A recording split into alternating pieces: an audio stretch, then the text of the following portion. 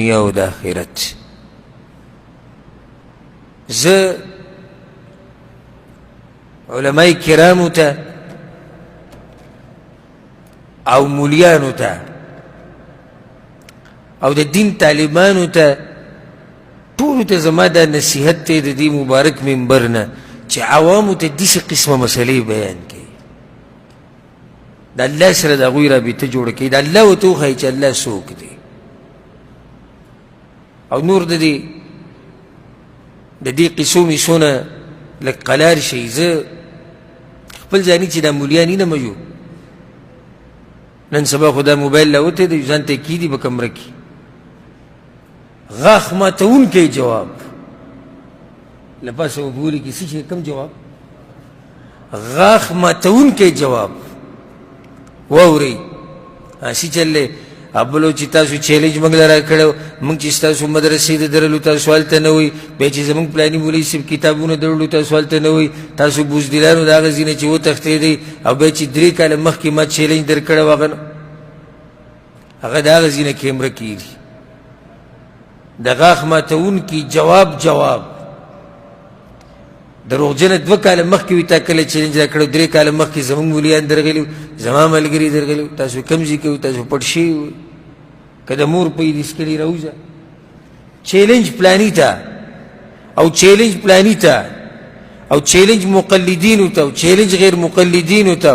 دا د پنجپیریانو مناظر دی دا د دیوبندیانو مناظر دی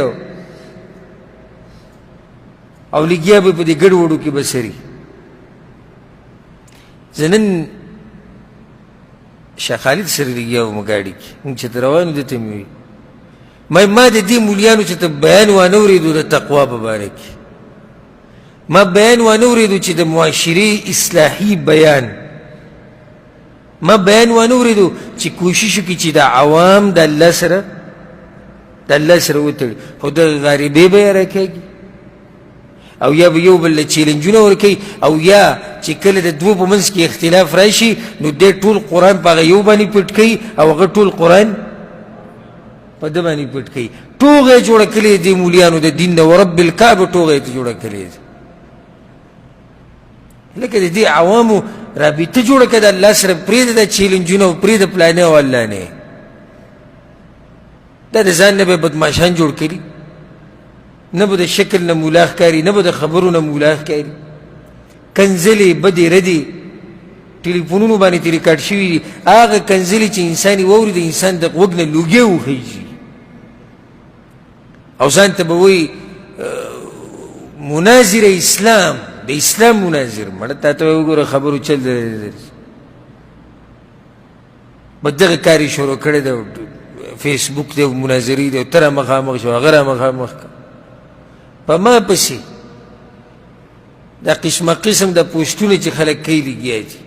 هغه ټولو ته زه دا وایم او زما دا پیغام چې څومره نشر کولی شي نشر یې کوي که د ویډیو په شکل کې او که د اډیو په شکل کې دا ماله چې دا چیلنجونه را کوي په ما پسې چې دا قسم دروغ او پروپاګنډې جوړوي دې ټولو ته زه دا وایم وتعز من تشاء وتذل من تشاء عزت ورکول د الله په لاس کې دی ذلت د الله په لاس کې دی زما د دې قصو نه قلار شي چېرته د عوام ته قرآن او حدیث وښایي چېرته د عوام ته دین وښایي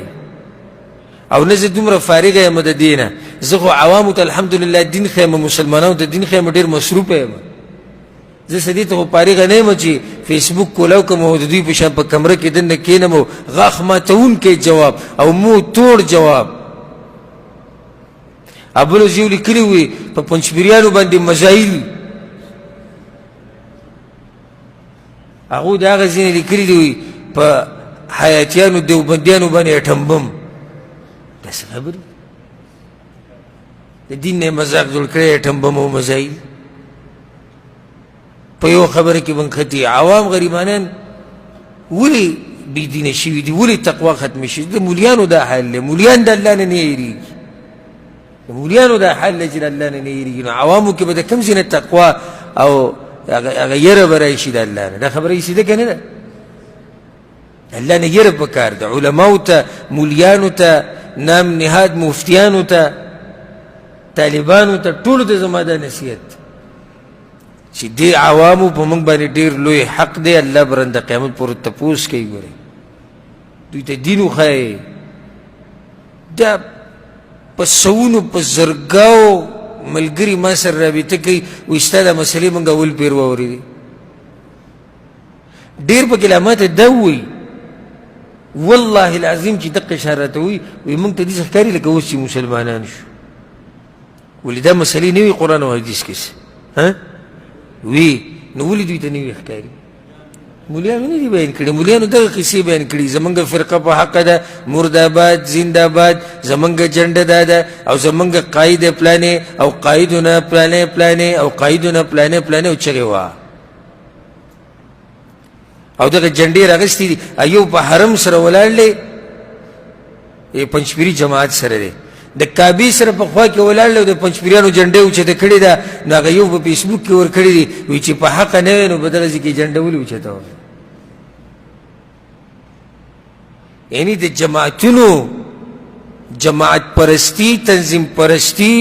شیخ پرستی، مولا پرستی اوس د کعبې خوا ته راورسېده. نو د الله نه یره وکئ. دې ټولو ته زه دا وایم او د عوامو ته سوچه قرآن او حدیث وښایئ. د دې عوامو ربط هغه د الله سره جوړ کړئ، د پیغمبر صلی الله علیه وسلم سره جوړ کړئ. قرآن او حدیث ورته وښایئ. نور د خپلې د دې د کوم مولیان چې زه یادوم د دوی د خپل ځان سره غم دی، خپل ځان مشورې را مشورې پلاني ته چیلنج او پلاني ته چیلنج او پلاني ته چیلنج. کوم چې سادهګان عوام یې د کافر زوی دی یو سړی ته نه دی پرېښودی هر سړي له وایي چیلنج ورکوي دومره تکړه مولا دی. څه شي تکړه دی؟ داسې تکړهوالی نه شو. تکړهوالی خو به زه هله منم د مولا چې خپل عوام هغه د الله د دین سره وتړي. الله دې زموږ په دې مولیانو باندې رحم وکړي او الله دې ټولو له توفیق ورکړي چې د صحیح دین اسلام خدمت وکړي. د دې سره زموږ د درس اختتام ته ورسېدو او انشاءالله پر روان درس کې به باقي نمونه د الله سبحانه